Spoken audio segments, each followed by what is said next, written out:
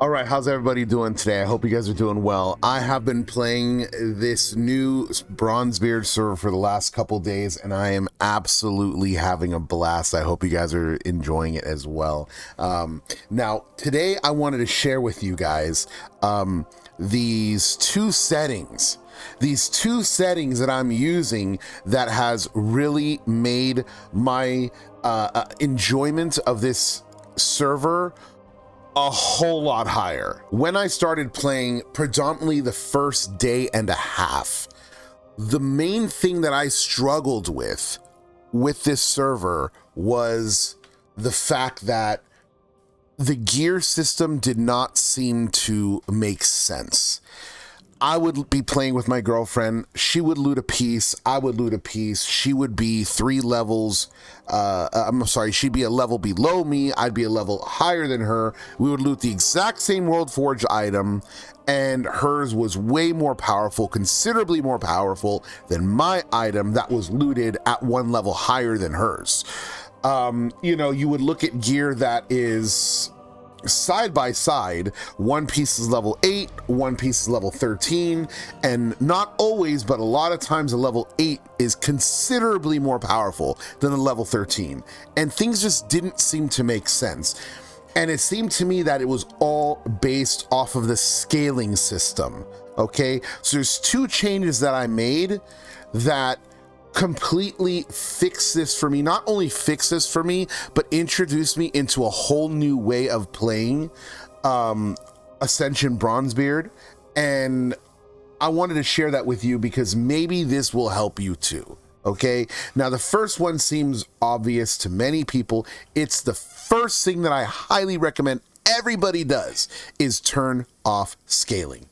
Okay, that's the number one thing. Before you do anything else, turn off scaling. At level 1, turn off scaling. So what you want to do is you want to go into your starting area. I started in for Alliance. I went to this is the first area I went to, like right when I created my character. I went from Darnassus and I came here. Okay, so I know where this NPC is, but it's going to be the same exact NPC just wherever you started. It's called a Destiny Weaver. Okay, find the Destiny Weaver, talk to the Destiny Weaver, and make sure that you disable open world scaling. All right, now I know a lot of you are thinking, okay, you know, if I turn off scaling, what's going to happen when I get higher level is, you know, if I loot World Forge items, they're going to be at the level that they are in the world naturally, and I might want them to be higher level. So in that situation, what I would say is you can go ahead and enable scaling for certain situations at certain times if you really, really want to. If it's that important to you, go ahead and enable scaling at times like that and just make sure to shut it right back off, okay? Or wait until you're 60 and you can enable it then if you, and you can enable it then if you want.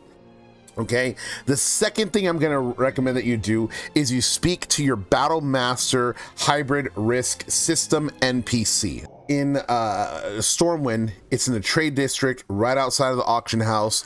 The NPC's name is Battle Master Tressa, and you want to speak to her when you hit level 15. If you're not level 15 and you go to speak to her, it's going to tell you that you have to be level 20 to speak to her, but you actually can at 15. So what you want to do is you want to talk to her, and she'll tell you about PvE mode, war mode, and high risk mode. Okay, I highly, highly, highly recommend that you play in high risk mode.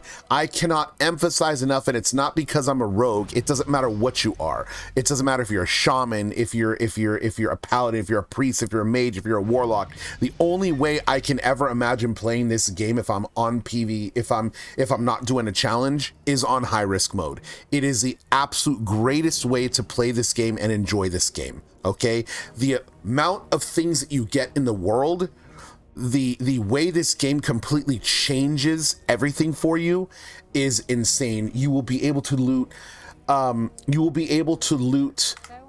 dungeon quality gear in the open world.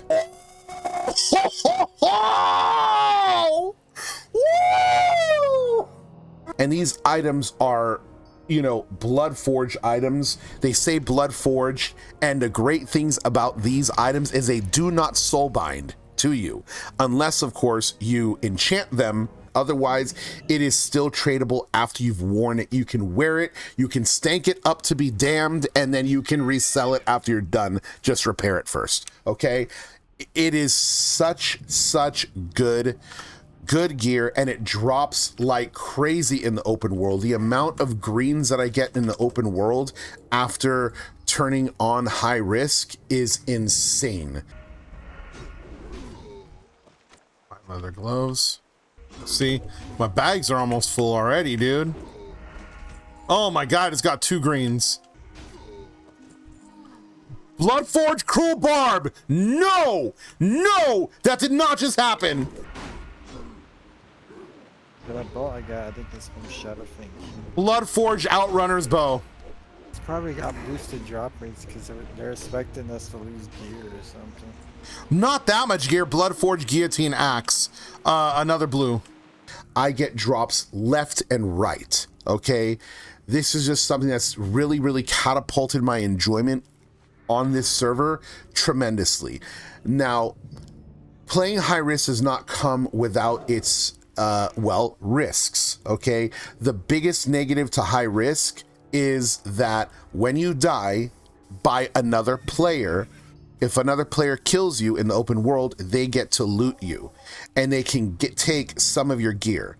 I think it's like a couple pieces or something like that. You can lose a couple pieces of gear. Okay, now, if you don't want to lose gear, there's a way that you can protect your gear and make it so that you don't lose gear. If you have decided to take on this challenge and you want to make sure that your gear is protected from being taken from you if you die to the hands of a person of the opposite faction, or the same faction of yours if they are an outlaw mercenary, you want to go directly to your capital city's warlock trainer area, and you want to find this table. It's a fell commutation portal, okay? And all you have to do is click it, right click it, and I was enabled, so now it has disabled. My equipped items are no longer protected. So I'm gonna right click it again, and now it says it's activated. My equipped items are now insured.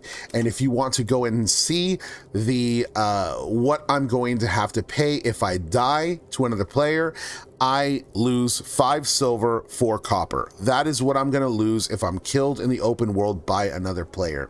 And that amount of money is gonna go up higher and higher and higher, the higher my item level goes up. The higher my item level goes up, the higher my level goes up.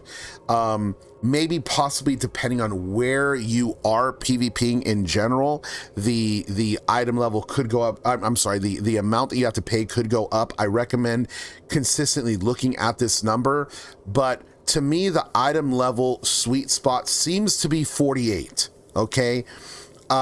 Every time I look at my item level or anything like that, there's like a little note in my chat that pops up where it says, you know, item level 48 has not been reached, so it can't calculate beyond that or something like that, right? So I believe this number is going to stay relatively low until you hit item level 48. That's just my guess, okay? Now, I don't know yet. I've been doing this long enough to know for sure, but if you keep tabs on your character screen, you will know.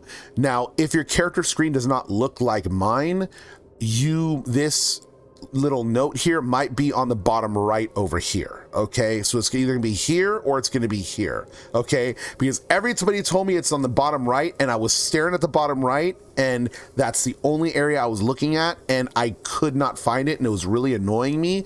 And then I just looked right in front of my face, and there it was. Okay, so this is the amount of money that you're gonna drop if you are killed by another player in high risk, okay? If you're thinking that, okay, it's going to scale up higher, you know, what happens if I lose 5 gold? What happens if I lose 10 gold? Whatever.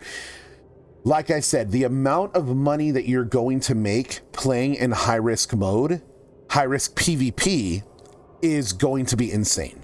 okay, comparatively speaking, to not playing in high risk PvP. There's another benefit to playing in high risk mode. There are items that you can loot in the world that are they are high risk mats. High risk materials. Excuse me. I don't have experience yet with those items, but I've been told by multiple people that that is how you get high risk materials in the game. And that's the only way to get these materials, these crafting materials, I've heard, is to play in high risk. Okay. And these materials are obviously going to be desired and they're going to be more expensive. Okay. Not only that, the absolute sheer amount of gear, like I said, it rains down from the heavens. It's almost like I'm playing Diablo. Okay. So the amount of money that you're going to lose is completely offset by the amount of money that you're going to make. High risk is definitely a PvP gameplay mode. The best way to describe what high risk is essentially just playing on a PvP server. Okay, anybody of the opposing faction that you're, or somebody that you can fight, that you can see in the open world, those are the only people you're going to see in the open world. If you are on high risk, you're only going to see other players who are also high risk. Okay, when it comes to people, when it comes to threats. Okay, you're not going to see normal PvP people. You're not going to see anything like that. If it's red, it's dead. Okay, you can fight them. You might want to make sure that you keep your head on a swivel, you're looking around, you know exactly where you're going to go, maybe team up, stuff like that. There's things that you can do, precautions that you can take, just like you would on a normal PvP server. It's really no different. Now, I will tell you that there is a protection when it comes to playing in high risk. This is something that I didn't hear people talking about that's really, really important, because I know people may be thinking, well, what happens is they decide to camp me and they take money over and over and over again. Well, in high risk, it doesn't really work that way, because the second you are killed in PvP on high risk, okay, the challenge gets turned off. Okay, if you're killed by another player in high risk, it shuts off the challenge immediately. You have to go back to the major city to have it turned back on. Okay, now while that may be frustrating, I believe that the good is going to outweigh the bad in that situation. Okay, so it's not going to be one of those situations where somebody can just follow you and kill you over and over and over again, because of the fact that once they kill you one time, the challenge is shut off and they can't kill you again until you re-enable it and they find you again. Okay, so that is a really, really important thing to hit up on high risk.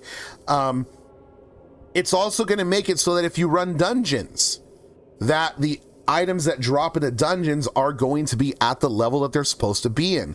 That's something that really, really shocked me yesterday when I was running Razorfen Downs. I was running Razorfen Downs at level 15. And the enemies were dropping when the items would drop, it would say, oh, this item level 16.